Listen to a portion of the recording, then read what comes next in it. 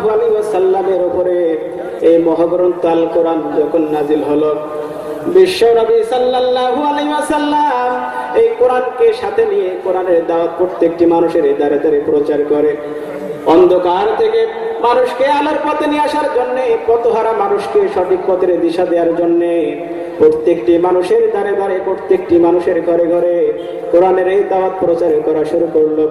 কোরআনের এই মর্মস্পর্শী বাণী, কোরআন নামক পরশ পাথরের ছোঁয়াপে অসংখ্য মানুষ ঝাঁকে ঝাঁকে কোরআনের ছায়াতলে আসা শুরু করলো, ইসলাম গ্রহণ করলো। আর বিশ্ব নবী সাল্লাল্লাহু আলাইহি ওয়াসাল্লাম এক ঝাঁক কোরআন প্রেমিক মানুষ নিয়ে বিশ্ব নবী সাল্লাল্লাহু আলাইহি ওয়াসাল্লামের কোরআনের দাওয়াত পেয়ে আবু বকর তৈরি হলো, ওমর তৈরি হলো, আলী তৈরি হলো, ওসমান, তালহা, জুবাইর তৈরি হলো। এক ঝাঁক কোরআন প্রেমিক মানুষকে নিয়ে বিশ্ব নবী সাল্লাল্লাহু আলাইহি ওয়াসাল্লাম একটি সোনালী সমাজ গঠন করার জন্য একটি সুস্থ ধারার রাস্তায় হাঁটা শুরু করলেন। রাস্তায় হাঁটতে হাঁটতে সুন্দর একটি সমাজ প্রত্যয় গড়ে তোলার জন্য সুন্দর একটি পথে হাঁটা শুরু করলেন।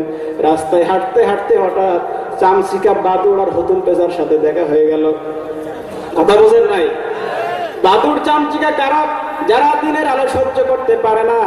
দিনের আলো যাদের সহ্য হয় না, দিনের আলো কাদের সহ্য হয় না?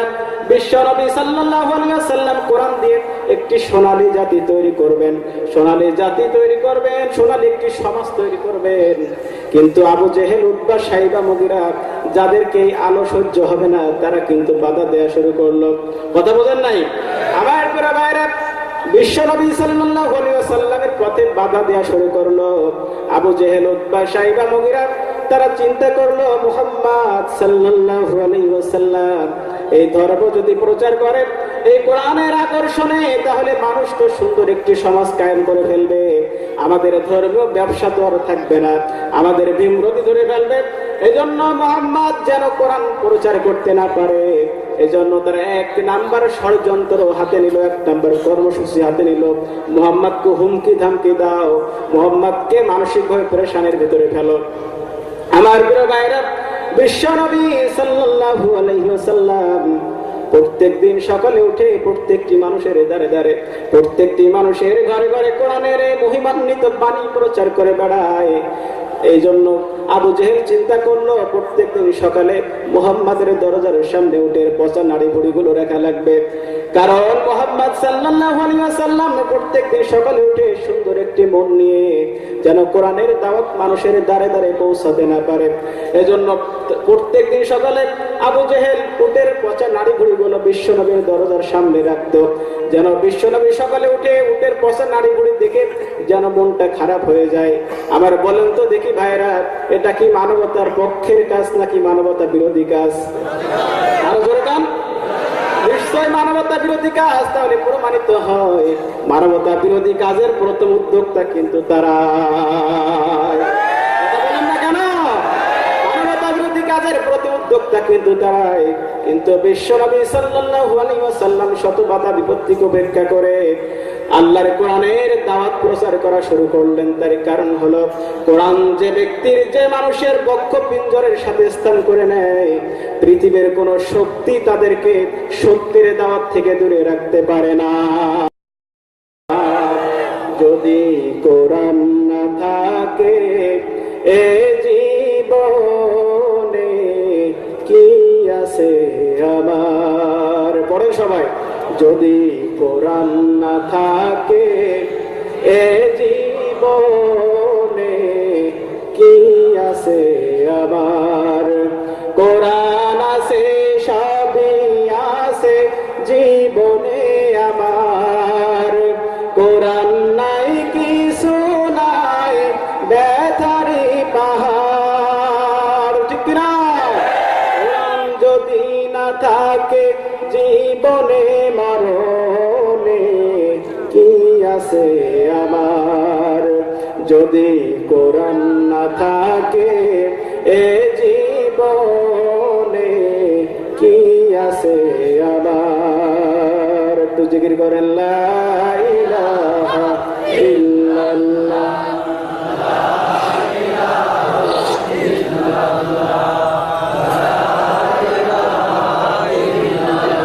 লা ইলাহা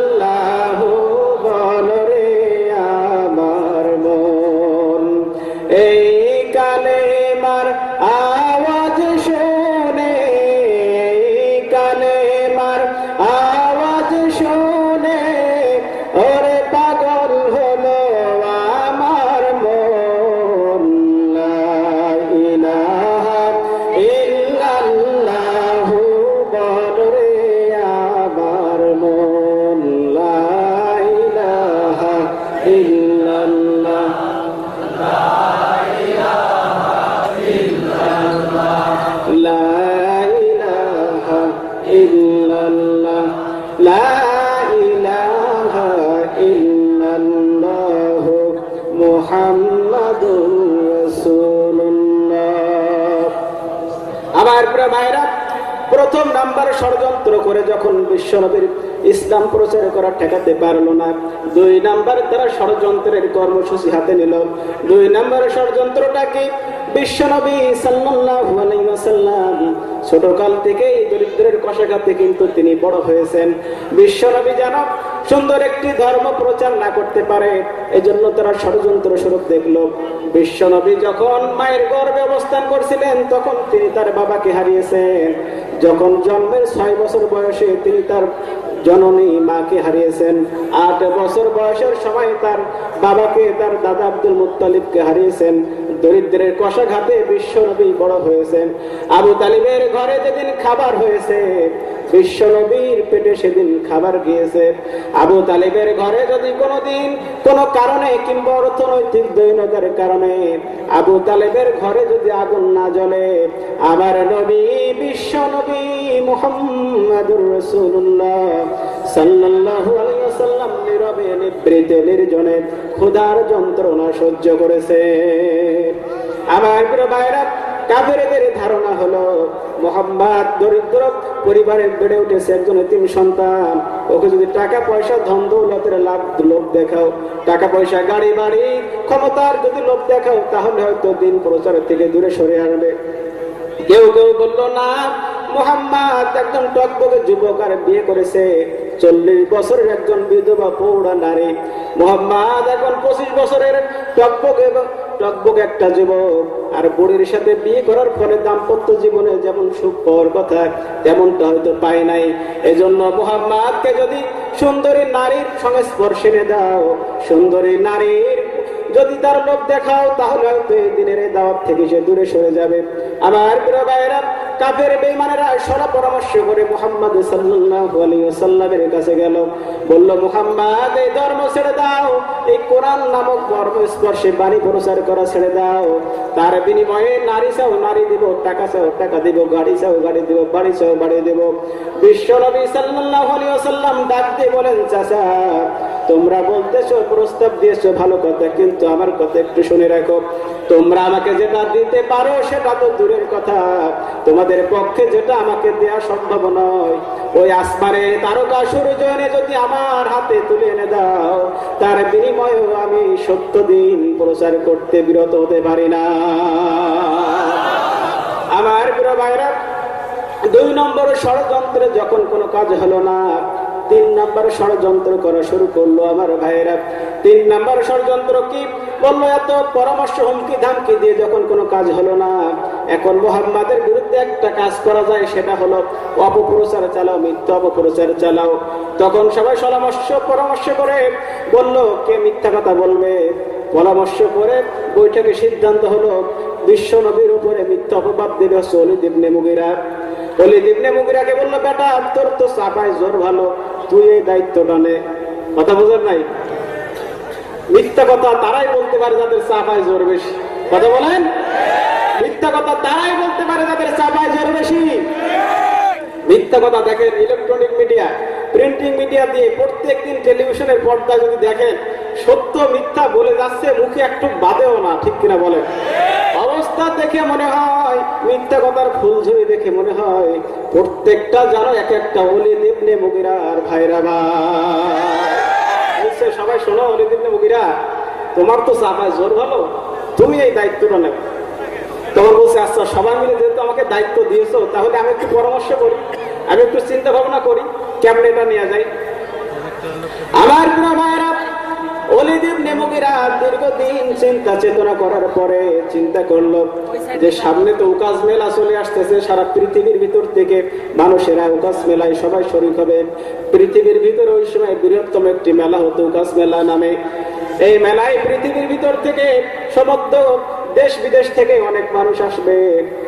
ওলীদ ইবনে মুগীরা চিন্তা করলো, পৃথিবীর আরবের প্রত্যেকটা মানুষ তো কোরআনের বাণী শুনে সবাই দলে দলে ইসলাম গ্রহণ করে। আর যদি এই বিদেশের মানুষেরা মুহাম্মাদের কোরআন শোনে তাহলে তারাও তো পাগল হয়ে যাবে, মুহাম্মাদের কোরআন যেন শুনতে না পারে। এজন্য চিন্তা করলো মুহাম্মাদকে এমন একটা অপবাদ দিতে হবে যে অপবাদ শুনে সে যেন কোনো মানুষ যেন মুহাম্মাদের পাশে আর না যায়। তখন বলল, চিৎকার দিয়ে বলছে মুহাম্মাদ পাগল হয়ে গেছে। নাউজুবিল্লাহ বলেন। কি হয়ে গেছে? মুহাম্মদ সাল্লাল্লাহু আলাইহি ওয়াসাল্লাম পাগল হয়ে গেছে। এই সিদ্ধান্ত সে নিয়ে নিল। আপনারা কি বলেন, আমার নবী কি পাগল হয়ে গেছে? পাগল হয়ে গেছে? আল্লাহ রাব্বুল আলামিন নিজেই সাক্ষ্য দিচ্ছেন, ওয়া মা সাহিবুকুম বিমাজনুন। আল্লাহু আকবার। না, তোমাদের নেতারা, তোমাদের সাথী বিশ্বনবী কোনদিন পাগল হতে পারে না, বরং যারাই বিশ্বনবীর নামে অপবাদ দেয় তারাই পাগলের বংশধর। ঠিক কিনা বলে? আমার প্রিয় ভাইরা, তখন ওলীদ ইবনে মুগীরা মক্কার উপকণ্ঠে দাঁড়িয়ে ডাক দিয়ে বলে, বিদেশিরা শোনো, তোমরা উকাজ মেলা এসেছো ভালো কথা, কিন্তু কুরাইশ বংশে আব্দে মানব গোত্রের একটা সন্তান রয়েছে, মুহাম্মদ না, এই একটা এমন একটা পাগলামি করে, পাগলামির পাশে কেউ যেও না, গেলে তোমরা কিন্তু পাগলের দ্বারা আক্রান্ত হয়ে যাবে। আমার প্রিয় ভাইরা, সকলেই উকাজ মেলায় যে কয়েকদিন ধরে সমস্ত কার্যক্রম মেলা উপভোগ করেছে, সবাই এক একজন বলছে চলো এবার দেশে ফিরে যায়। এক একজন বলছে না, ওলীদ ইবনে মুগীরা তো ডাক দিয়ে বলেছে যে মুহাম্মদ নামে একটি পাগল নাকি, জীবনে তো কোনোদিন পাগলের অ্যাডভার্টাইজ করতে শুনি নাই। কেমন পাগল যদি না দেখে দেশে ফিরে যায় তাহলে মনে বলবে, কেন সৌদি আরবে উকাজ মেলায় গেছিলি কিন্তু একটা পাগল না দেখে কেন চলে আসলি? সাইকোলজি বলেন, মনোবিজ্ঞান বলেন, নিষিদ্ধ জিনিসের প্রতি মানুষের আসক্তি বেশি। কথা বলেন, নিষিদ্ধ মানুষের প্রতি আসক্তি বেশি। প্রত্যেকে দল বেঁধে মুহাম্মদ সাল্লাল্লাহু আলাইহি ওয়াসাল্লামের কাছে যায়, বলে তোমার নাম কি? বলে আমি মুহাম্মদ, আমি নবুয়ত প্রাপ্ত হয়েছি তোমার কাছে। কি? ওটা মহাগ্রন্থ আল কোরআন, আমাদের একটু কোরআন তুমি শোনাবে নাকি? আমার নবী, বিশ্ব নবী সাল্লাল্লাহু আলাইহি ওয়াসাল্লামের সুললিত কণ্ঠে কোরআন তেলাওয়াত করা শুরু করলো। আমার ভাইরা, কসম করে বলি, প্রত্যেকে আরব বেদুইনরা, দেশ বিদেশের বেদুইনরা তারা কোরআন শোনা শুরু করলো। কোরআনের মর্মস্পর্শী বাণী তাদের কর্ণ দিয়ে প্রবেশ করে আর কলিজায় যে আঘাত করে, আর চোখ দিয়ে দরদর করে পানিগুলো ছড়িয়ে পড়ে। আর ওই লোকগুলো বলতে থাকে, না না, মানুষের তৈরি করা কোনো বাণী, মানুষের তৈরি করা কোনো কবিতা কিংবা ছন্দ এত সুন্দর, এত জাদুকরী, এত মর্মস্পর্শী, এত মধুময়, এত সুন্দর কোনোদিন হতে পারে না। নিঃসন্দেহে একটি আসমানি কিতাব, ঐশী বাণী। চিৎকার দিয়ে সুবহানাল্লাহ।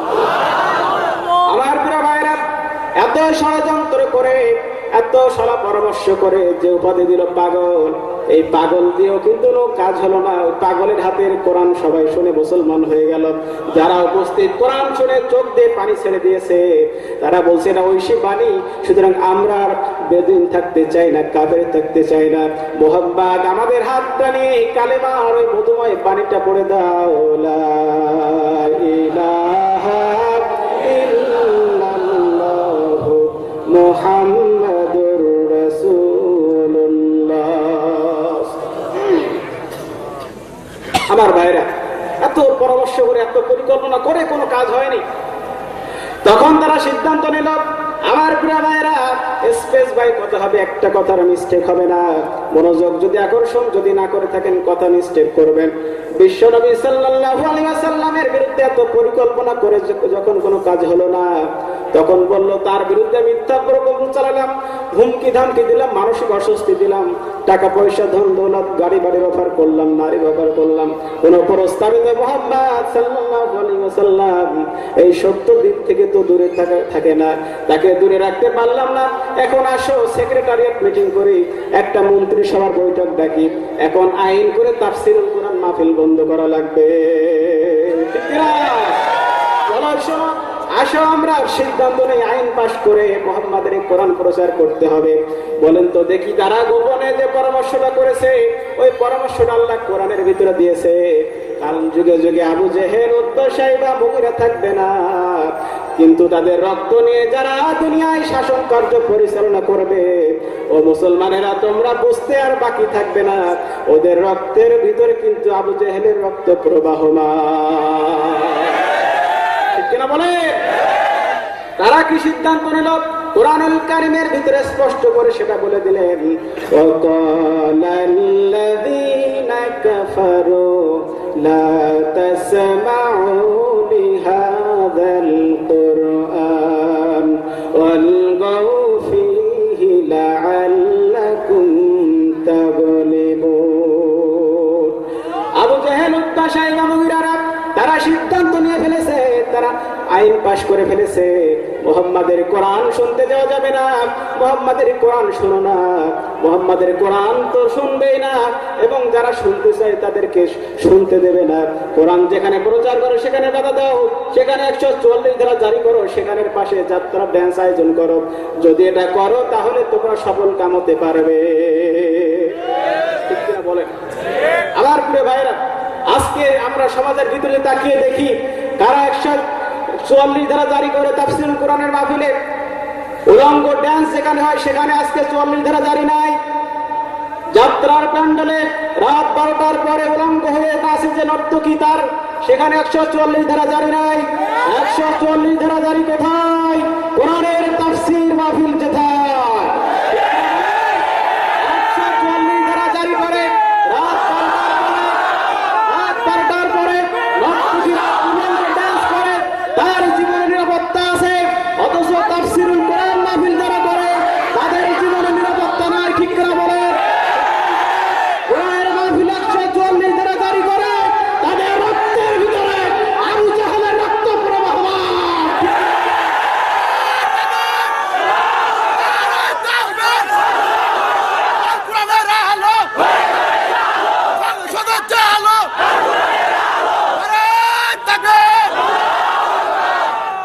আমার প্রিয় ভাইরা, রাগ করলেন কি?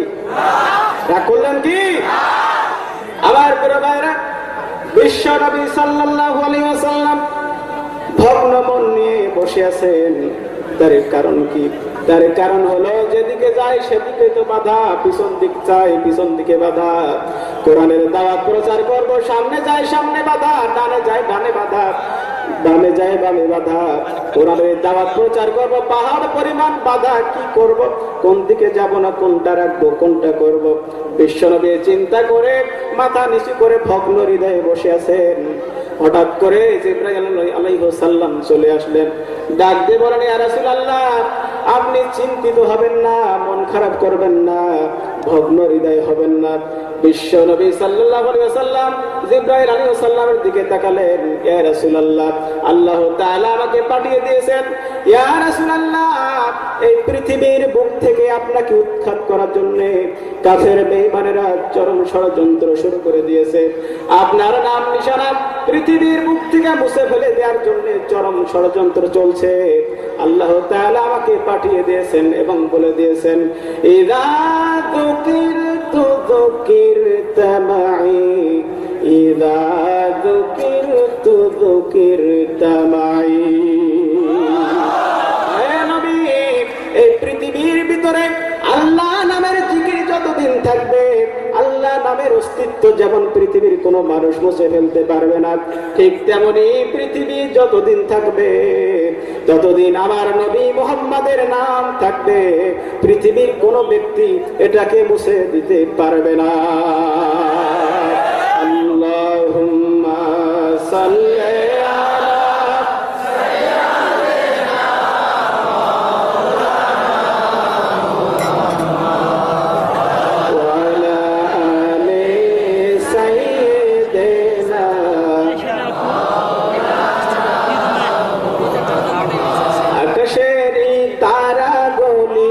ঝিলিমিলি ঝিলিমিলি জ্বলছে, ডালে ডালে ফুলগুলি সৌরভে দুলছে।